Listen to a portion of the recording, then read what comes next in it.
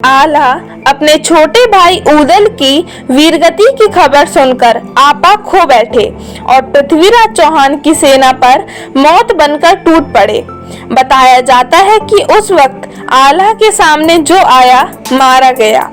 इतिहास के झरोखे से झांक कर देखें तो बुंदेलखंड की माटी में ऐसे कई राजाओं और रानियों का जिक्र है जिनकी वीरता के चर्चे आज भी जवान पर है।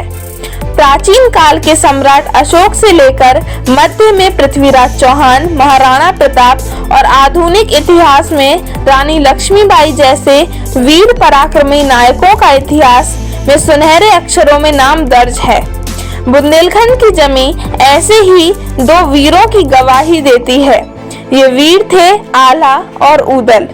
दोनों भाइयों आला और उदल का जन्म 12 विक्रमी शताब्दी में बुंदेलखंड के महोबा के दशरथपुरवा गांव में हुआ था। बचपन से ही शास्त्र ज्ञान और युद्ध कौशल की प्रतिभा दोनों भाइयों में नजर आने लगी थी।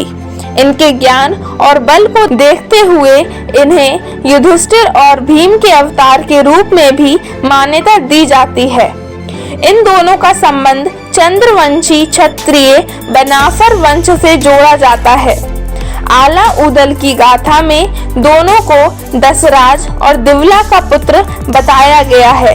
दसराज चंदेल वंश के राजा परमल के सेनापति थे।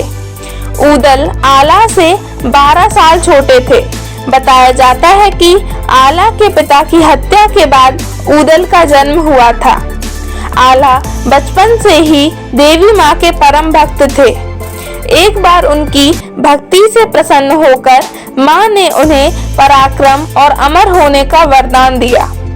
आला और उदल की गाथा में इन दोनों भाइयों के स्नेह और एकता का जिक्र किया गया है। दोनों के बीच इतना प्यार और स्नेह था कि जब भी एक भाई मुसीबत में पड़ता था तो दूसरा भाई उसकी ढाल बनकर खड़ा हो जाता था। बाद में आला भी चंदेल वंश के शासनकाल में सेनापति बने। आला का छोटा भाई उदल वीरता के मामले में अपने भाई से एक कदम आगे था।